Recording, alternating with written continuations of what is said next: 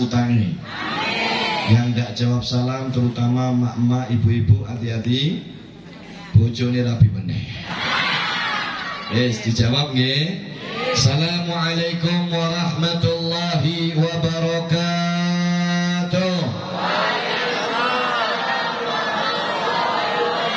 Bismillahirrahmanirrahim. Alhamdulillah. Wassalatu wassalamu ala Rasulillah Sayyidina Muhammad ibn Abdullah wa ala alihi wa sahbihi wa man walah. Wala hawla wala quwata illa billahil aliyyil azim. Amma ba'du.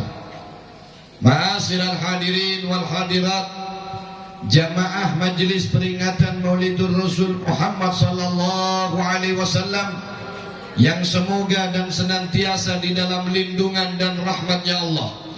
Wabil khusus para alim ulama, para tokoh-tokoh agama yang saya cintai dan saya muliakan, para habaib, para syaraif, segenap zuriat anak cucu baginda Nabi Muhammad sallallahu alaihi wasallam yang wajib bagi kita untuk mencintai dan memuliakannya, para tokoh-tokoh masyarakat, ketua lingkungan, ketua RW, ketua RT setempat yang hadir di majelis ini. Alhamdulillah wa syukurillah.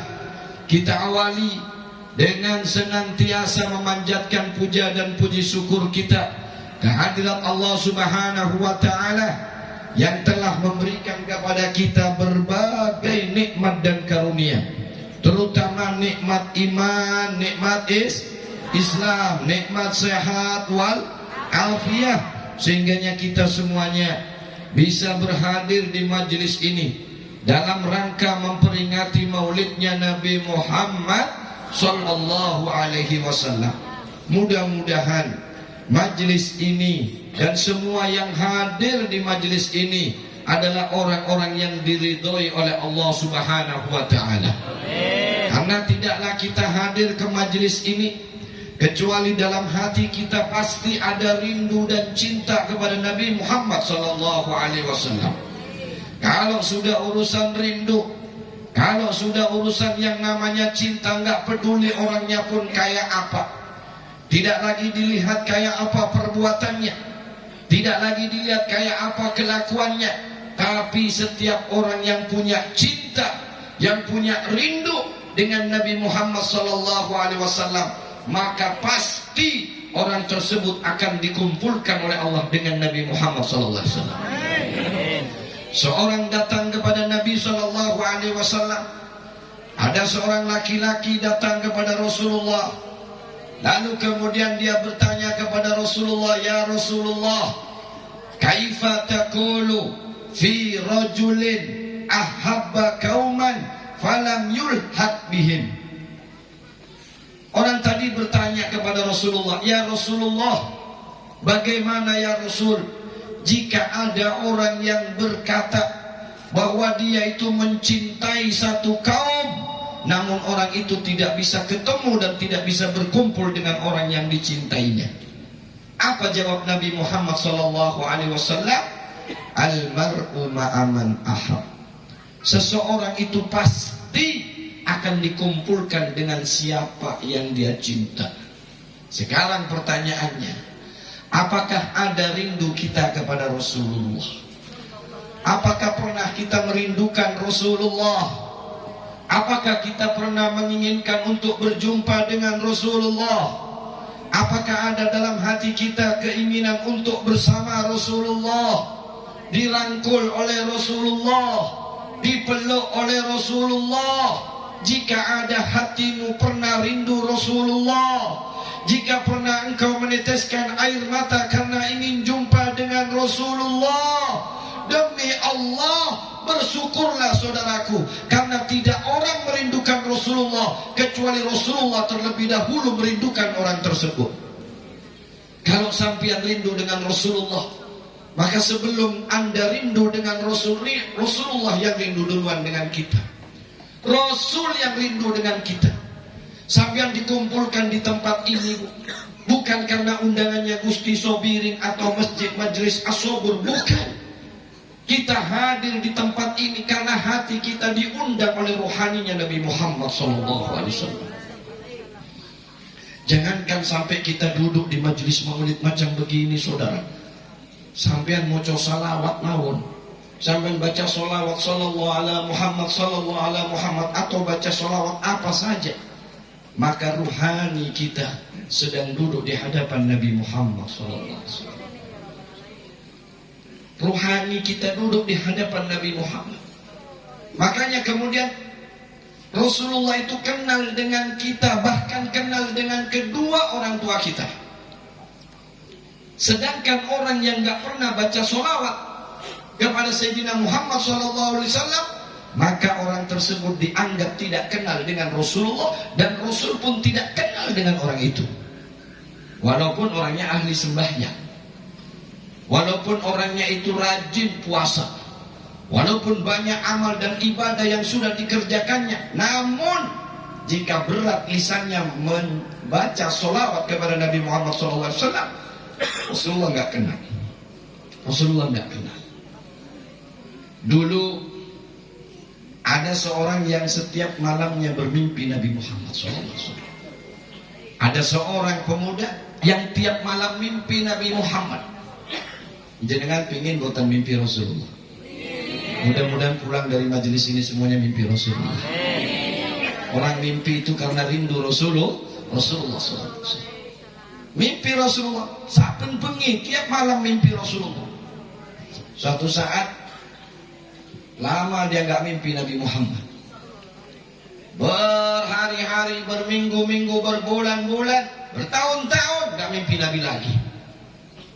Satu hari mimpi Rasulullah. Orang tadi mimpi hari itu sudah kiamat, hancur semuanya. Lalu kemudian orang-orang dibangkitkan dan digiring ke satu tempat namanya Padang Mahsyar. Di Padang Mahsyar itu kumpul semua orang, mulai dari orang yang awal sampai orang yang paling akhir, dikumpulkan di tempat itu. Semua orang meminta pertolongan, mencari perlindungan, mencari keamanan. Tidak ada satupun yang bisa memberikan pertolongan kecuali Kanjeng Nabi Muhammad SAW. Hanya satu orang. Maka datanglah laki-laki tadi, memanggil-manggil Rasulullah. Namun Rasulullah tidak menjawabnya, bahkan tidak menolehnya. Sampai-sampai si pemuda tadi berjalan ke hadapan Nabi SAW. Sampai di hadapan Nabi, kemudian pemuda tadi berkata, "Ya Rasulullah, kenapa engkau tidak mengenalku ya Rasulullah? Kenapa engkau tidak menjawab panggilanku ya Rasulullah?" Kata Rasulullah, "Aku memang tidak kenal dengan kamu." Orang tadi berkata, "Ya Rasulullah, bagaimana mungkin kau tidak kenal aku ya Rasul?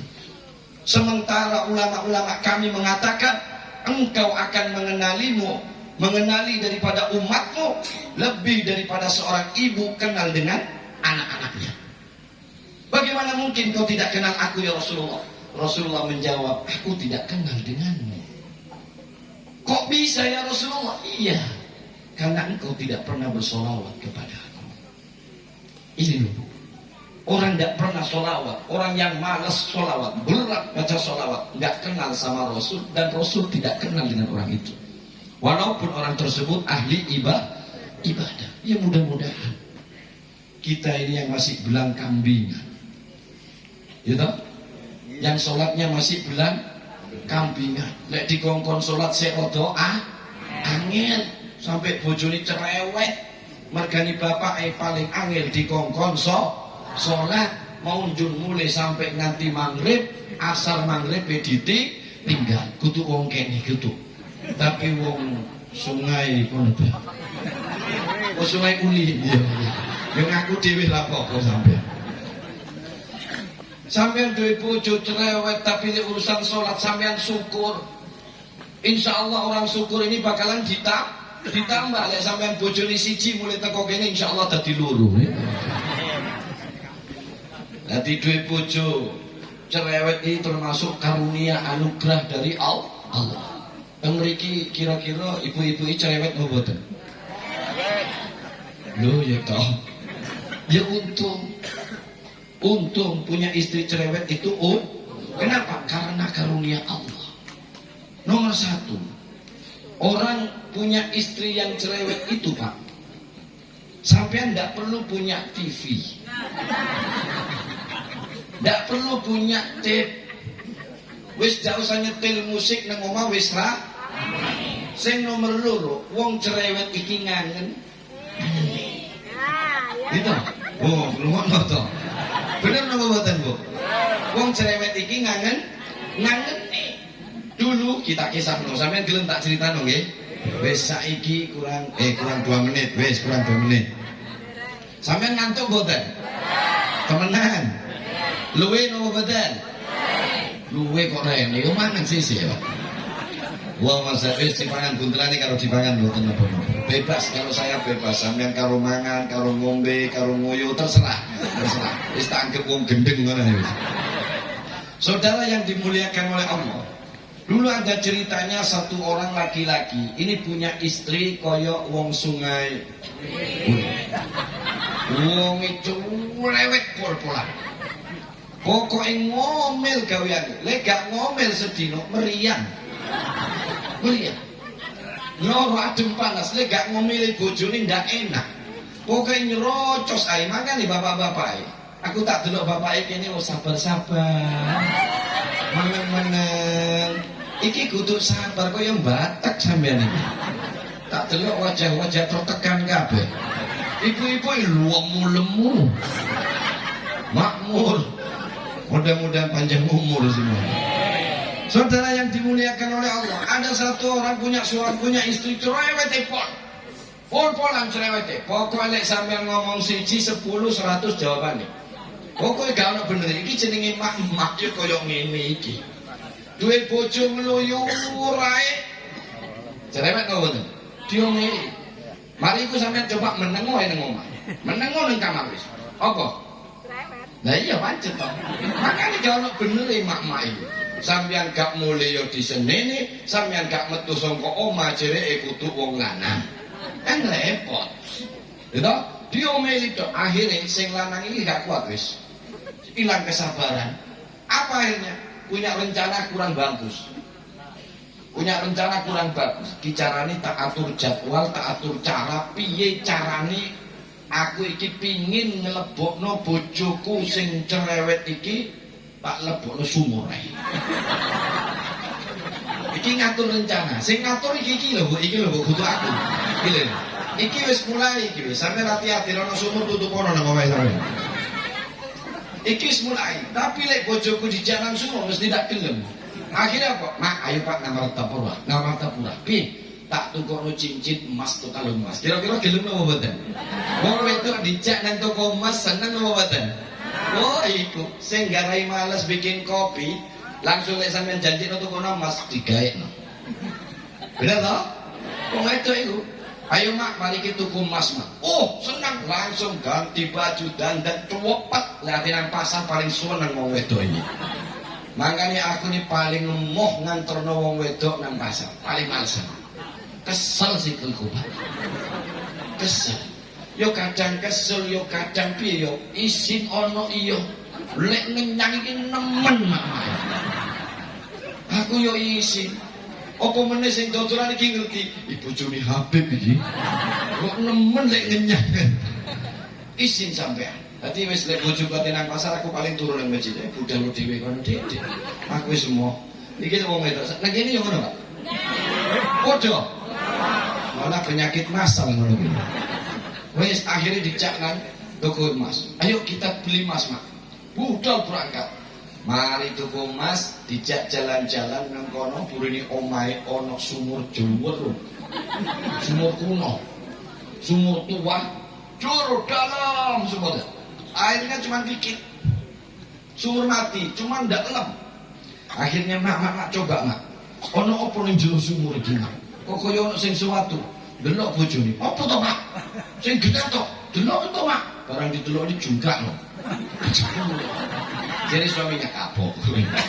Ngono disangkane meneng, ora, malah ngebas. Ngebas. Sik ngomel ya. Sampai nang jero sumur sik ngomel.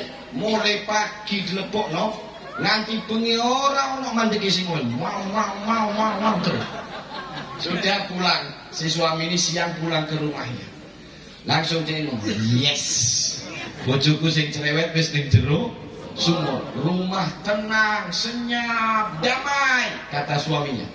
Sampai waktu asar mulai jenuh. Kok sepi omah ya? Sepi. Gak ono omongan, gak ono sing ngomel, gak ono sing gak ada suara. Sampai maghrib mau tiduran, sepi. Ndak tenang dia. Akhirnya ndak kerasan di rumah, kok sepi yo. Terus piye? Piye tak tokno meneh ya, wis tak turung ae wis. Dadi bener wong cerewet iki ngangen. Ngene. Dadi sampeyan sing cerewet wis terus main. Terus wis. Akhirnya mbek suaminya wis tak turung ae nek mesakno bojoku. Ben ono apa omah iki ben ono suarane berarti kudu ono wong sing kudu cerewet. Akhirnya bareng dia ngambil tali. Dia berangkat ke sumur, bojone pengen ditolong. Bojone rada lemu iki abot lek ditarik. Diulur tali. Dek, cekelan tali, Dek. Ngono, ya pancet. Lo kurang ajar. Bojone wah, pokoke macam-macam wis dipisu entek-entekan. Mulai pencak-pencuk metu kabeh itu. Diulur. Ayo Dek, cekelan Dek, tak tarik. Ora usah, ben aku mati kene macam-macam. Dadi ditarik itu. Barang neng jero itu, di dalam itu kayak ada orang yang megang sudah. Oh, kata suaminya yang ada sumur, iki wis kena iki. Bojoku kena nyantol iki bisa. Nyantol. Ditarik abot, Bu. Abot berat ditarik berat panjang itu dalam sumurnya. Keluarlah. Ternyata yang kena pancing tadi, sing kena tarik ini bukan istrinya. Makhluk gede ireng. Yo ireng, motone gede, koyo gentong. Medeni bertarik, sing lanang iki kaget. Sampean sinten? Kamu siapa ini? Aku jin. Jin mana? Jin penunggu sumur. Sudah lama kok? Aku sudah ratusan tahun tinggal dalam sumur ini. Dan nyapo awakmu metu aku ora tahan krungu bojomu. Awakmu kok iso tahan. Jadi jin saya 400 tahun ini gak tahan krungu bojomu koyo ngono. Lah sampean koyo tahan ngene. Ini berarti ini suami-suami penghuni surga ini. Jadi berkat istrinya cerewet ternyata suaminya bisa masuk surga. Pun sampean yang punya istri cerewet, sampean syukur. Dalam satu riwayat ulama mengatakan ini buat sampean ya bapak-bapak ya. Sing ibu-ibu aja krungu sik ah. Ngono. Iki aku tak nyeramai sing bapak-bapak tiang-tiang jalan. Pak, sampean lek duwe bojo cerewet, sampean tak tekono. Sampean punya ndak istri cerewet? Lek gak ono aku rasa cerita, tapi lek ono aku tak critakno tentang kelebihan sampean. Sampean duwe tak bojo cerewet? Sing ngomelan ono? Enek ya? Sampean gak wani ate ngomong gitu kok mamae. Iku tangane kok sing ngene, ngomong. Tak takei malam Jumat sesuk. Ancamannya harus berbahaya. Jadi malam Senin malam Senin, malam Jumat api kabeh pokoke lagi. Ada satu riwayat, Pak. Lek sampean tuh punya istri cerewet, senang ngomelan, sampean ini insya Allah itu diringankan bahkan dibebaskan dari siksa kubur. Tepuk tangan untuk mak cerewet. Iya, ini bener ini. Nggak tahu senang kalau guyu-guyu toh. Yes ya. Kenapa? Malaikat itu gak muntol. Barang ati digepuki karo malaikat, mau dipukul sama malaikat situ ngomong wis Pak sakno nang omahe biyen jeneng donya wis biasa disiksa karo bojone. Tuh, pertama. Sing nomor 3, Pak. Ki sampean ben seneng duwe bojo cerewet, sampean biarkan saja. Memang wanita itu yang ngono cangkem ngono aja nih.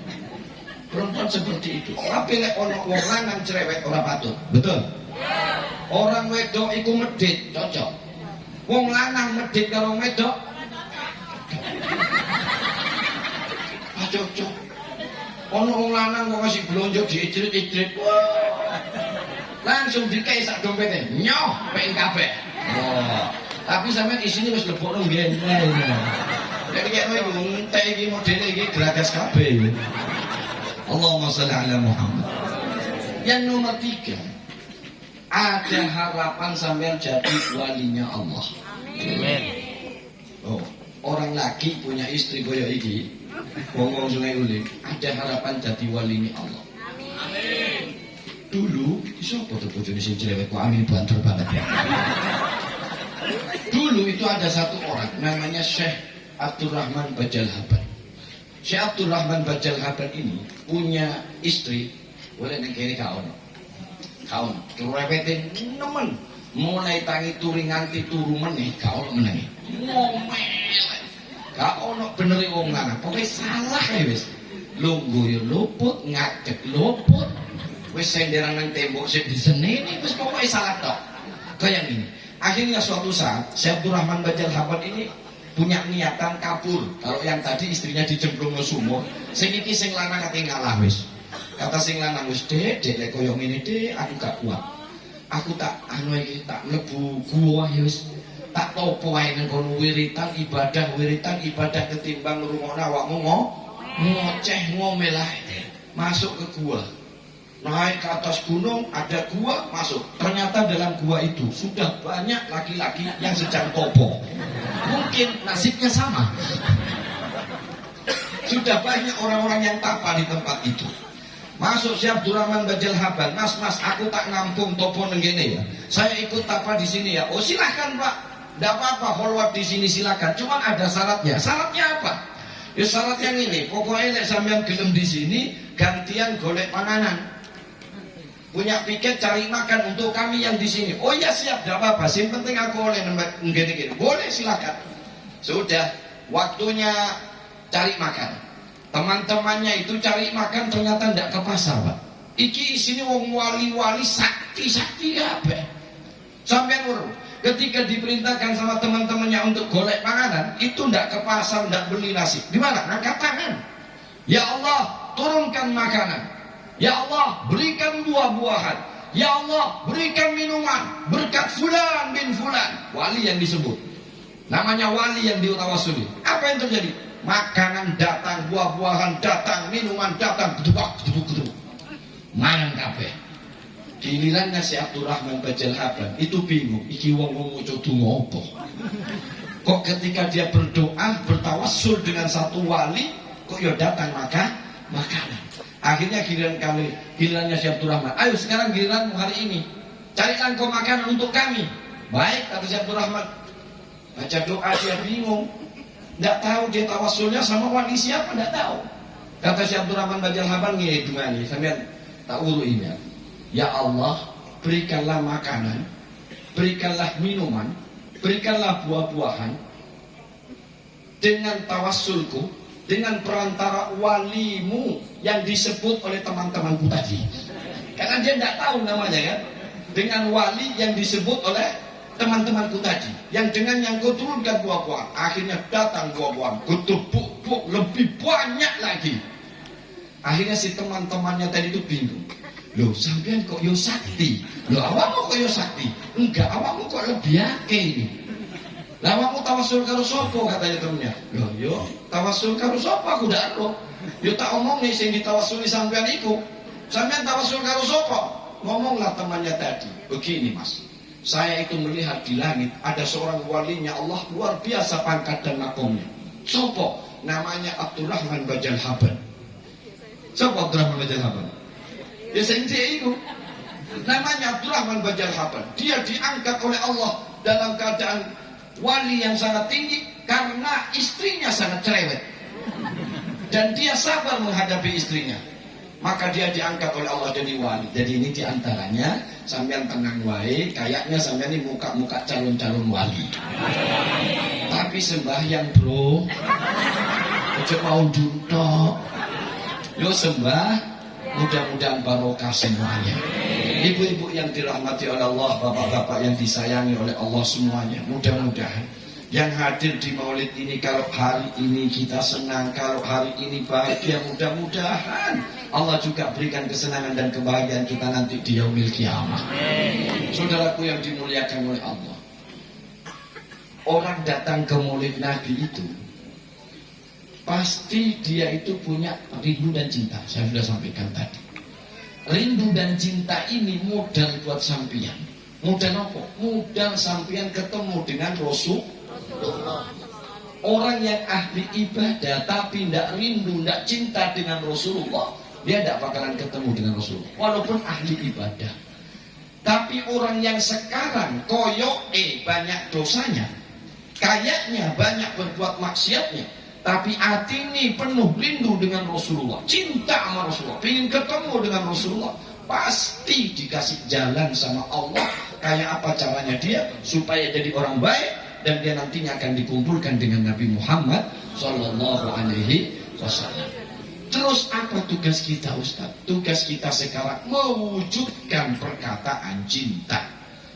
Cinta bukan hanya diucapkan dengan kata-kata, tapi cinta harus dibuktikan dengannya nyata.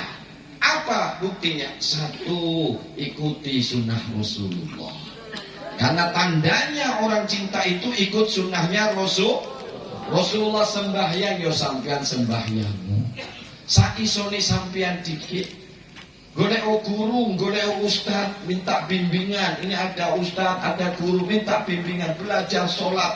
Bisa Fatihah yang nganggo Fatihah nisik, bisa cuma sholat duhur sama asar ya sholat duhur sama asar. Bisanya maghrib sama isya, yuk maghrib sama isya. Minta sama Allah kekuatan, mudah-mudahan istiqomah sampai 5 waktu. Ya, sholat sibuk sampeyan. Kayak apapun susahnya, kayak apapun sibuknya, sholat. Karena sholat itu adalah tali syafaat dari Nabi Muhammad SAW. Tali syafaat.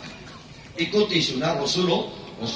Yang kedua, balaslah kecintaan Rasulullah kepada kita, balaslah ucapan terima kasih. Dengan apa? Dengan mencintai keluarganya Rasulullah.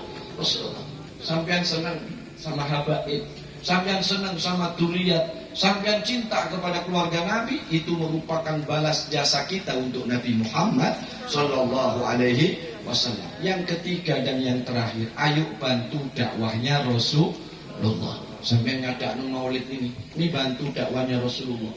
Sampean yang nyumbang 10.000, yang 100.000 untuk acaranya maulid ini, berarti sampean sudah membantu dakwahnya Rasulullah. Orang yang pernah membantu dakwahnya Rasulullah tidak pernah dilupakan oleh Allah Subhanahu wa Ta'ala.